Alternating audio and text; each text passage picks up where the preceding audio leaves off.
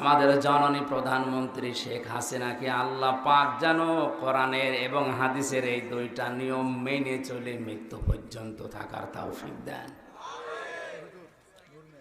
তার জীবনের ভালো ভালো যে কাজগুলো আছে আল্লাহ যেন মঞ্জুর করেন। 564টা মসজিদ বানিয়েছে, সে যেভাবেই বানাক, বানিয়েছে তো মন্দির তো বানায়নি। মন্দির বানালে শিরিক হতো, কি হতো?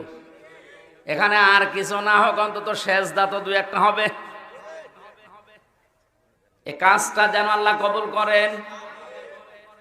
ওনার আর একটা কাজ আমার জেলে থাকা অবস্থায় ভালো লেগেছে সবচাইতে বেশি, এই যে একটি খামার একটি বাড়ি, এটা কিন্তু জান্নাতি মানুষের কাজ। আমাদের জননী প্রধানমন্ত্রী শেখ হাসিনাকে আল্লাহ পাক যেন কোরআনের এবং হাদিসের এই দুইটা নিয়ম মেনে চলে মৃত্যু পর্যন্ত থাকার তৌফিক দেন। তার জীবনের ভালো ভালো যে কাজগুলো আছে আল্লাহ যেন মঞ্জুর করেন। 564টা মসজিদ বানিয়েছে, সে যেভাবেই বানাক, বানিয়েছে তো মন্দির তো বানায়নি। মন্দির বানালে শিরিক হতো, কি হতো? এখানে আর কিছু না হোক অন্তত সেজদা তো দু একটা হবে।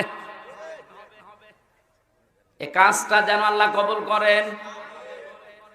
ওনার আর একটা কাজ আমার জেলে থাকা অবস্থায় ভালো লেগেছে সবচাইতে বেশি, এই যে একটি খামার একটি বাড়ি, এটা কিন্তু জান্নাতি মানুষের কাজ।